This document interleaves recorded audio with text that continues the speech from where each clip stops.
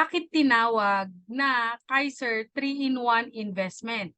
Kasi ito po ay may healthcare na, may life insurance at investment. Kaya ito po ay tinawag na Kaiser 3-in-1 investment. At ang Kaiser po ay tinatawag po nila na complete financial plan sa three major financial needs natin. Bakit? Kasi po ina-address na po ito ang ating healthcare, ang ating life insurance at ang ating investments. Yung healthcare po natin, ito po yung tatlong tanong sa healthcare.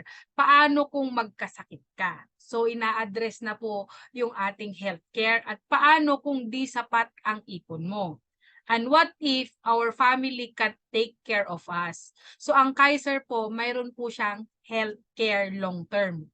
Ito po yung mga Kaiser Medical Center natin, ang dami. So sa Makati, sa Robinsons, at ang dami pa po nating mga branches.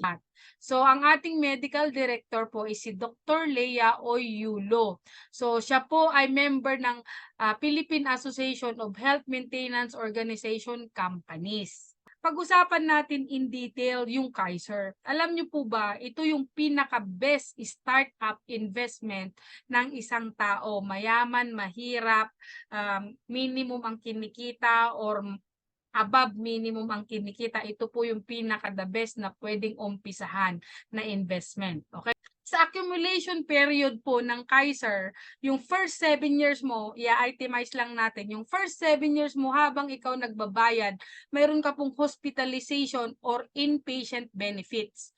Mayroon ka rin pong free annual physical exam. Mayroon ka din free dental benefits at 20 years po ang life insurance mo. Okay, whatever happens no to the owner of Kaiser po, may instant money yung beneficiary mo or yung family.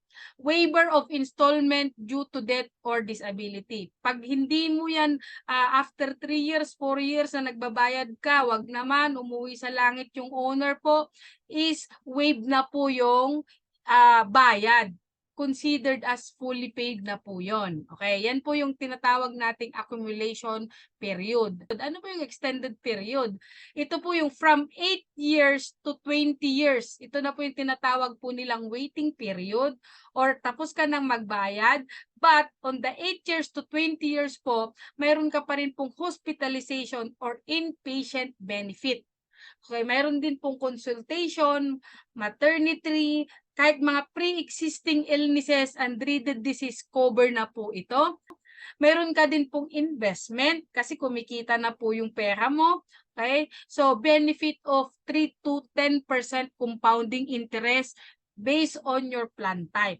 Yan po yung extended period natin. So, after 20 years, which is the maturity, good as cash na po siya. Mayroon po siyang value. Okay? So, kung ayaw mong kunin, after 20 years po, magiging long-term care benefit mo po to based sa plan type mo. Pag hindi mo nagamit for 20 years po ang Kaiser mo po, ibabalik po sa'yo ng bonus 70 to 80% of binayad mo, ibabalik sa'yo. Di ba napakaganda? Ang maganda po, okay, sa Kaiser, pwedeng kumuha 10 years old hanggang 60 years old.